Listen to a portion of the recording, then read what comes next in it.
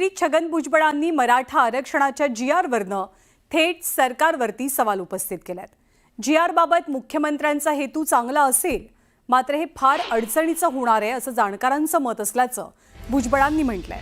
तर सरकारचा GR ओबीसींवरती अन्यायकारक असून जरांगेंनी GRमधनं पात्र शब्द काढायला लावला। सोबतच नातेसंबंध आणि नातेवाईक यात फरक आहे। GRमुळे कुळ शब्दाची व्याख्या स्पष्ट करण्यात आलेली नाही असंही भुजबळांनी म्हटलंय। तर भुजबळांच्या टीकेला जरांगेंनी उत्तरही दिलंय।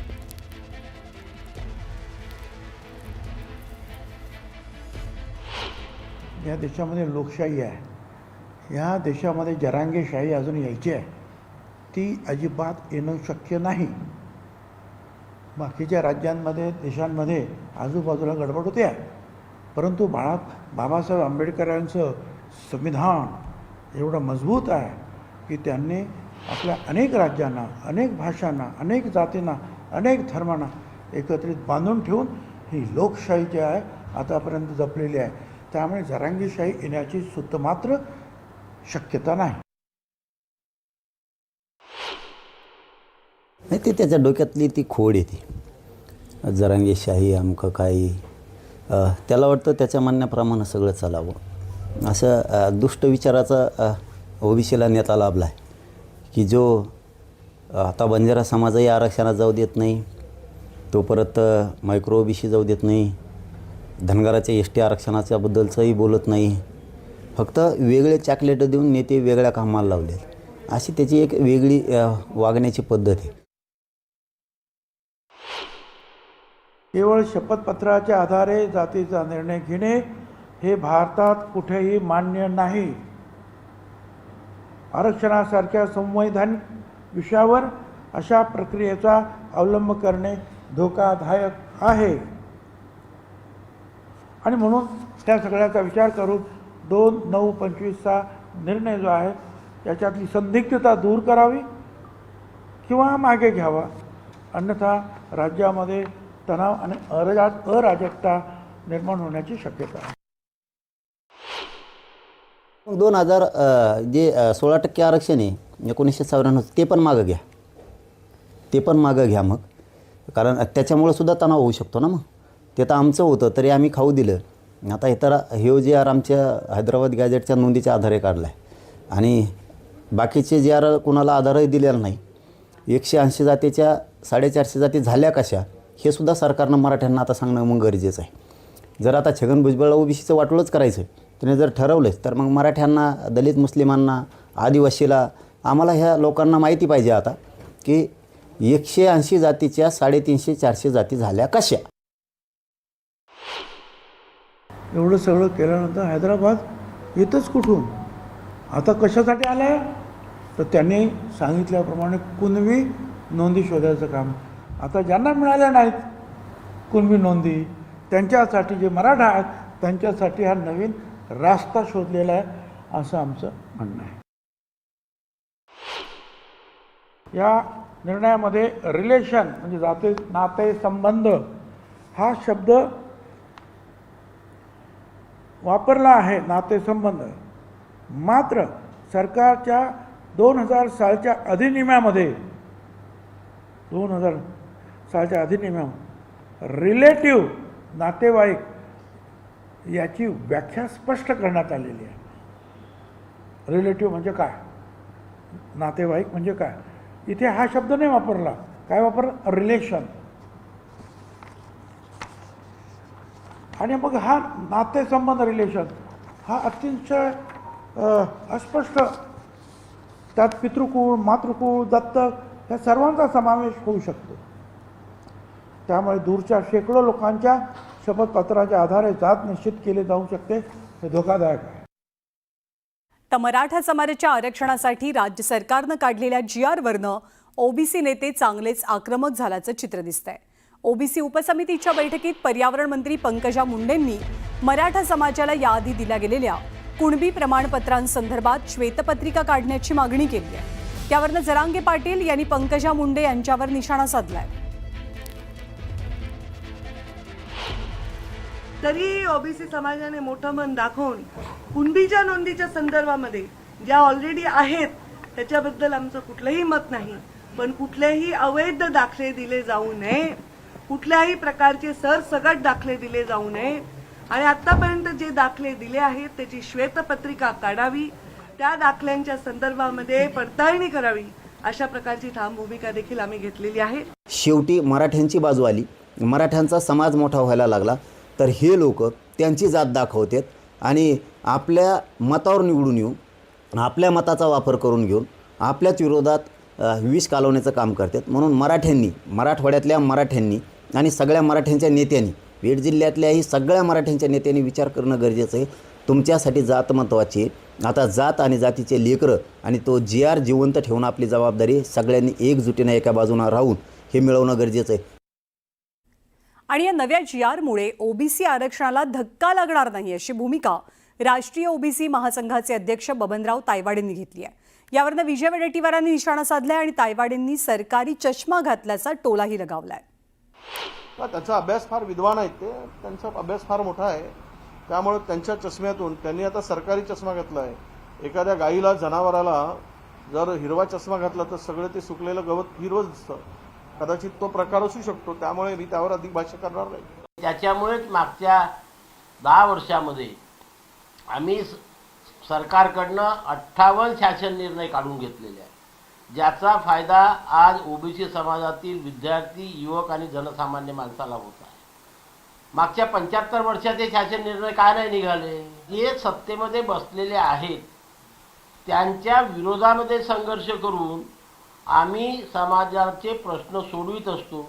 मग त्यांच्या चष्म्यातून बघण्याचं काय आलेलं आहे? मराठा आरक्षणासाठी हैदराबाद गॅझेटियर लागू करण्यासंदर्भातल्या GRवरनं राजकारण चांगलंच तापलंय. एकीकडे जरांगे समर्थकांकडनं जल्लोष सुरू आहे, तर दुसरीकडे ओबीसी संघटना आक्रमक झाल्यात. सरकारच्या GR विरोधात 2 जनहित याचिकाही दाखल झाल्यात. GR पूर्णपणे बेकायदा असून तो रद्द करावा अशी मागणी याचिकेच्या माध्यमातून करण्यात येते. मराठा GR विरोधात ओबीसी आक्रमक. राज्य सरकारच्या GRला कोर्टात आव्हान. आता ओबीसी समाज उतरणार रस्त्यावर.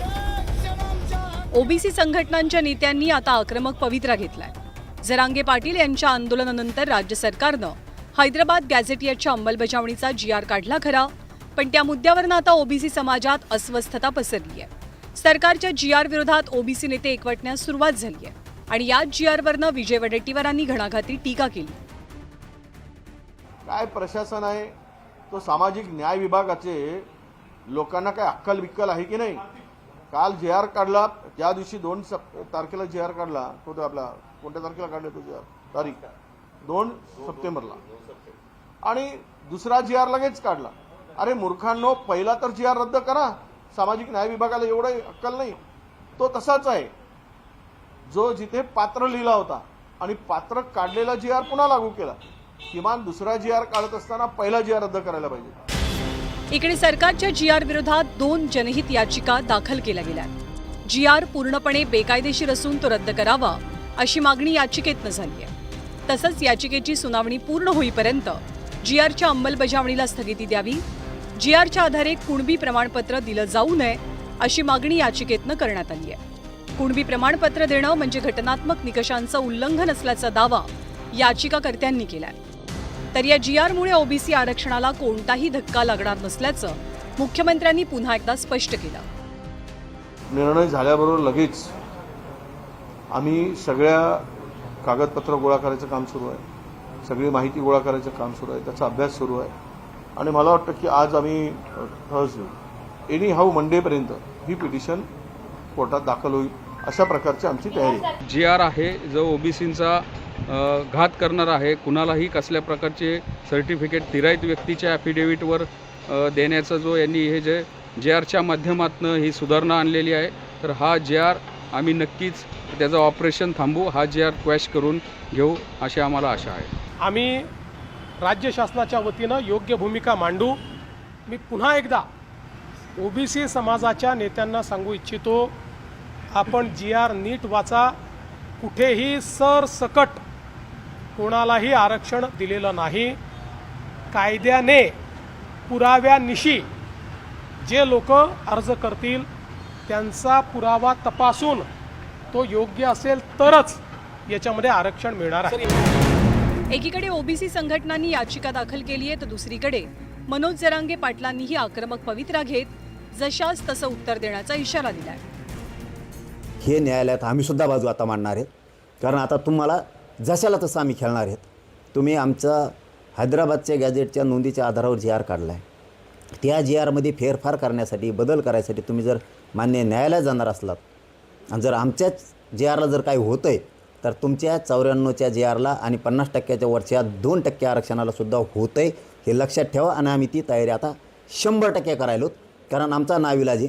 तुम्ही जर याचिका दाखल करायला लागल्या तर आम्ही सुद्धा आता याचिका दाखल करणार आहेत. न्यायालयीन लढाई लढण्यासोबत ओबीसी संघटना रस्त्यावरती उतरण्याच्या तयारीत आहे. दसऱ्यानंतर मुंबईत ओबीसींचा महामोर्चा काढण्यासाठीची चाचपणी होती. याबद्दल जरांगे पाटलांनी जोरदार टीकास्त्र टाकलंय आणि या मुद्द्यावरनं आता शाब्दिक युद्ध रंगल्याचंही चित्र आहे.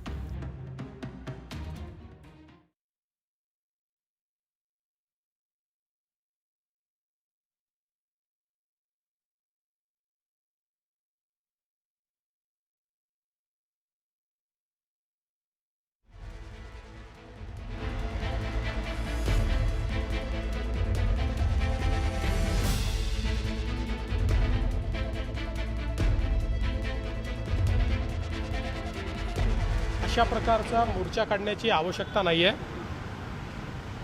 वेगवेगळ्या ओबीसी नेत्यांची माझी देखील चर्चा होते. ज्यावेळेस मी त्यांना नेमका आम्ही काय जी आर काढल्यास सांगतो त्यावेळेस त्यांचं समाधानही होतं आहे. आता कोणाला राजकीय दृष्टीने जर एखादे काम करायचं असेल तर त्याला आपण थांबवू शकत नाही.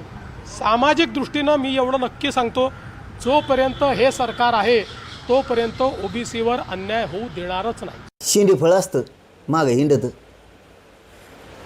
असं शर्टाच्या कोपऱ्याला धरून मागं चलत मागत हे दी मला, लेमन गोळी दी मला चॉकलेट दी, त्यांनी कम खाल्लं चॉकलेट मग मला दी, मग ते खाली का पडलेलं असताना पण दी, दुसऱ्यानी खाऊन चोखून टाकून दिलेलं जरी असलं तरी आम्हाला दी, आम्हाला सारथी असली की लगेच निधी आला की आम्हाला द्या. आम्ही असे रडके नाहीत. आम्हाला मंत्रिमंडळाची उपसमिती दिली की आम्हाला द्या असले नाहीत.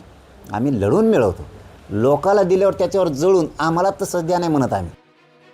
खरं तर हैदराबाद गॅझेटियर लागू करण्यासंदर्भात राज्य सरकारनं GRला कोर्टात आव्हान दिलं जाण्याची शक्यता विचारात घेऊन मराठा संघटनांनी यापूर्वीच कोर्टात कॅव्हेट दाखल केलं.